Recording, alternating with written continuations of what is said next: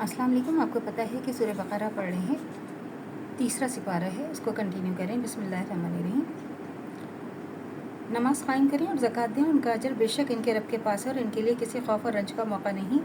ए लोगो जो ईमान लाए हो, खुदा से डरो और जो कुछ तुम्हारा सूद लोगों पर बाकी रह गया है इसे छोड़ दो। और अगर वाकई तुम ईमान लाए हो लेकिन अगर तुमने ऐसा ना किया तो आगाह हो जाए कि अल्लाह इसके रसूल की तरफ से तुम्हारे खिलाफ ऐलान जंग है। अभी भी तौबा कर लो और सूद छोड़ दो। तो इसका अपना असल सरमाया लेने के लिए तुम हकदार हो, ना तुम जुल्म करो, ना तुम पर जुल्म किया जाए, ना और तुम्हारा कर्जदार तंग दस्त हो तो हाथ खुलने तक उसे मोहलत दो। और जो सदका कर दो तो ये तुम्हारे लिए ज़्यादा बेहतर है। अगर तुम सोचो उस दिन की रुसवाई और मुसीबत से बचो। जो तुम अल्लाह की तरफ वापस होगे तो वहाँ हर शख्स उसकी कमाई हुई नेकी या बदी का पूरा पूरा बदला मिल जाएगा और किसी पर हरगिज़ जुल्म ना होगा। तो ये है कि ज़ाहिर है कि सूद पर तो रुपया वही शख्स चला सकता है ना जिसको दौलत की तकसीम में इसकी हकीकी ज़रूरत से ज़्यादा हिस्सा मिला हो। ये ज़रूरत से ज़्यादा हिस्सा जब उस शख्स को मिलता है और कुरान की नुक्ता नज़र से दरअसल अल्लाह का फ़र्ज़ है। और अल्लाह के फ़ज़ल का सही शुक्र ये है कि जिस तरह अल्लाह ने अपने बंदे पर फजल फरमाया इस तरह बंदा भी अल्लाह के दूसरे बंदों पर फजल करे। अगर वो ऐसा नहीं करता था बल्कि इसके बरक्स अल्लाह के फ़जल को इस गर्ज़ के लिए इस्तेमाल करता है। जो बंदे दौलत की तकसीम में अपनी ज़रूरत से कम हिस्सा पा रहे हैं, इनके कलील हिस्से में भी वो दौलत के ज़ोर पर एक जुज़ अपनी तरफ खींच ले तो हकीकत में वो नाशुक्रा भी है, जालिम और जफाकार और बदअमल भी। इस रुकू में अल्लाह ताला बार बार दो किस्म के किरदार को बिलमुकाबिल पेश कर रहे हैं कि किरदार खुद गर्ज ज़बरदस्त शाइलाक किस्म के इंसान का है जो खुदा खल्क दोनों के हकूक़ से बेपरवाह होकर रुपया गिन कर संभालते हुए हफ्तों महीनों के हिसाब से इसको बढ़ाने, इसके बढ़ोतरी को हिसाब लगाने में मुनहमिक हो।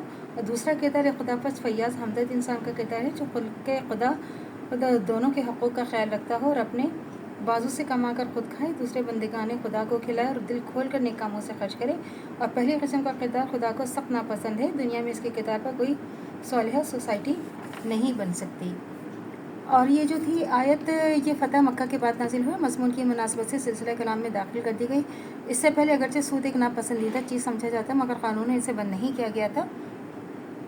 इस आयत के नज़ूल के बाद इस्लामी हुकूमत के दायरे में सूदी कारोबार एक फ़ौजदारी जुर्म बन गया।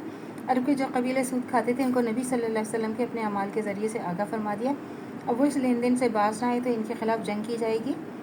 और नजर सिंह के इंसाइयों को जब इस्लामी हुकूमत के तहत अंदरूनी खुद मुख्तारी दी गई है तो माहिदे में ये तस्दीक कर दी गई कि अगर तुम सूदी कारोबार करोगे तो माहिदा फ़तह हो जाएगा, माहिदा फसख हो जाएगा, मतलब ख़त्म हो जाएगा और तुम्हारे दरमियान हालत जंग कायम हो जाएगी। तो इस आयत से शरीयत में यह हुक्म निकालेगा कि जो शख्स अदाए कर्ज से आजिज़ होगी इस्लामी अदालत इसके कर्ज ख़्वाह को मजबूर करेगी कि उसे मोहलत दे और बाज़ हालात में वो पूरा कर्ज या कर्ज का एक हिस्सा माफ़ भी कराने की मजाज़ होगी। और हदीस में आता है कि एक शख्स के कारोबार में घाटा आ गया, इस पर कर्ज़ों का बार बहुत चढ़ गया तो नबी सल्लल्लाहु अलैहि वसल्लम के पास आए। तब सल्लल्लाहु अलैहि वसल्लम ने लोगों से अपील की कि अपने इस भाई की मदद करो। चुनांचे बहुत से लोगों ने उसकी माली इमदाद कर दी मगर कर्ज फिर भी साफ़ ना हो सके। तब आप वसल्लम ने कर्ज ख़्वाह से फरमाया कि जो कुछ हाजिर है बस वही लेकर इसे छोड़ दे, इससे ज़्यादा तुम्हें नहीं दिलवाया जा सकता। और फ़क़्र तसीह एक शख्स के रहने के मकान, खाने के बर्तन, पहनने के कपड़े और आलात जिनसे वो अपनी रोज़ी कमाता हो इस हालत में क़ज़्क़ नहीं किया जा सकते। और इससे ये हुक्म निकलता है कि कर्ज़ के मामले में मुद्दत की तयन होनी चाहिए। तो अल्लाह से दुआ करनी चाहिए जो हमारे ईमान है मद्दे दम तक कायम दायम रहे, ख़ात्मा बिल खैर ईमान पर हो। इजाज़त दीजिए, अल्लाह हाफ़िज़। मेरे चैनल को लाइक कीजिए, शेयर कीजिए, सब्सक्राइब कीजिए। शुक्रिया।